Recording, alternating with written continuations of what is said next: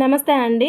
వేసవిలో ఎటువంటి కూర తింటున్నా కానీ తినాలనిపించదు కదా. వాటర్ అయితే ఫుల్గా తాగేసి ఫుడ్ను మాత్రం స్కిప్ చేస్తుంటాము. ఆల్రెడీ వాటర్తో కడుపు నిండిపోతుంది కాబట్టి వాటర్ తాగటం చాలా ఇంపార్టెంట్, కానీ తింటూ తాగటం కూడా చాలా ఇంపార్టెంట్ అండి. సో ఇష్టంగా తినేది ఏదైనా ఉంది అని అంటే గోంగూరతో చేసిన ఎటువంటి రెసిపీస్ అయినా చాలా ఇష్టంగా తింటారు కదా. అందులోనూ గోంగూరతో చేసిన రోటి పచ్చడి అంటే ఎవరైనా లొట్టలేసుకోవాల్సిందే కదా. తినబుద్ధి కానీ నోరైనా సరే, ఆకలి వెయ్యని కడుపైనా సరే గోంగూర రోటి పచ్చడి చూస్తే చాలు నోటికి హాయిగా పొట్టకి హాయిగా అనిపిస్తుంటుంది. సో ఎప్పుడు చేసుకునే విధంగా కాకుండా మరింత టేస్టీగా గోంగూర రోటి పచ్చడిని ప్రిపేర్ చేసుకుందాం. వీడియోని స్కిప్ చేయకుండా చూడండి. అలాగే మన వీడియోస్ తప్పకుండా లైక్ చేయండి. మీరు లైక్ చేయడం వలన చాలా హెల్ప్ అవుతుందండి నాకు. ముందుగా ఈ రోటి పచ్చడిని ప్రిపేర్ చేసుకోవడం కోసం ఈ విధంగా స్టవ్ మీద ఒక కడాయిని పెట్టుకొని దానిలో 1 టేబుల్ స్పూన్ వరకు ఆయిల్ ని యాడ్ చేసి దీనిలో 1 కప్పు వరకు వేరుశనగ పప్పుల్ని యాడ్ చేసుకొని ఒక 50% వేయించుకోవాలండి. అవి సగం వరకు వేగిన తర్వాత పచ్చిశనగపప్పు మినపప్పుని కూడా యాడ్ చేసి మూడిటిని కలిపి వేయించుకోవాలి. అవి కూడా 3 వేగిన తర్వాత 1 కప్పు వరకు నువ్వులను వేయించుకోండి. ఈ గోంగూర పచ్చడిలో నువ్వులు చాలా టేస్ట్ ఇస్తుందండి. సో వీటన్నిటిని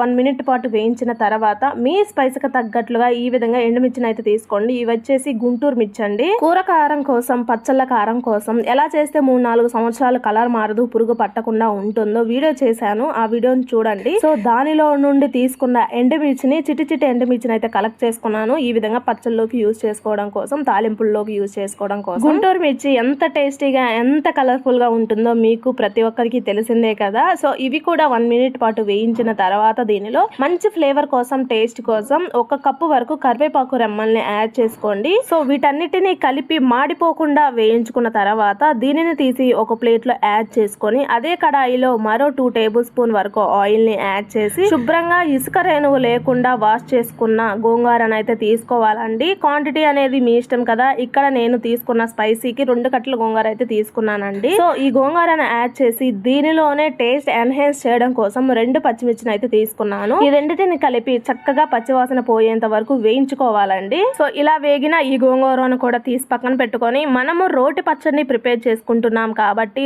రోటిని అయితే శుభ్రంగా క్లీన్ చేసుకున్న తర్వాత దంచుకుందాం. అలాగే మిక్సీ జార్లో అయినా యాడ్ చేసుకోవచ్చు. మిక్సీ జార్ లోనే రోటి పచ్చడి అంతా టేస్టీగా రావడం కోసం చాలా పచ్చళ్ళ వీడియోలు అయితే పోస్ట్ చేయడం జరిగిందండి. అవి చూడండి, మీకు క్లియర్ ఇన్ఫర్మేషన్ తో టేస్టీగా ప్రిపేర్ చేసుకోగలుగుతారు. సో ముందుగా వేయించుకున్న దినుసులన్నిటిని రోటిలో యాడ్ చేసుకొని దంచుకోవాలండి. వీటిని సగం వరకు దంచుకున్న తర్వాత ఉప్పుని, జీలకర్రని యాడ్ చేసుకొని దంచుకోవాలండి. కొంచెం కచ్చా పచ్చగా ఉండేటట్లు దంచుకున్న తర్వాత ఈ విధంగా గరిటె పెట్టి కదిలించేసి దీనిలోనే వెల్లుల్లి రెమ్మల్ని కొంచెం ఎక్కువ క్వాంటిటీలో తీసుకోండి. టేస్ట్ చాలా బాగుంటుంది. వెల్లుల్లి ప్లేసుల్లో బెల్లం ముక్కనైనా తీసుకోవచ్చు అండి, చాలా టేస్టీగా ఉంటుంది. సో ఈ విధంగా వెల్లుల్లి యాడ్ చేసిన తర్వాత కూడా దంచుకున్న తర్వాత ఇలా మీకు స్పైసీ కాస్త ఎక్కువ అవుతుందేమో అనిపిస్తుంది కాబట్టి దీనిలో నుండి సగం కారాన్ని తీసి ప్లేట్ లో యాడ్ చేసుకోండి. సగం రోటిలోనే ఉంచేసి దీనిలో చింతపండు కానీ, నానబెట్టుకున్న చింతపండు కానీ, ఈ విధంగా చింత తొక్కును కానీ తీసుకోండి. నాకైతే ఈ గోంగూర పచ్చల్లో చింత తొక్కు వేసుకొని దంచుకుంటేనే టేస్ట్ చాలా బాగా నచ్చుతుందండి. మీకు కూడా తప్పకుండా నచ్చుతుంది. ఒకసారి ట్రై చేయండి, మీరు అస్సలు మర్చిపోలేదండి, అంత టేస్టీగా ఉంటుంది.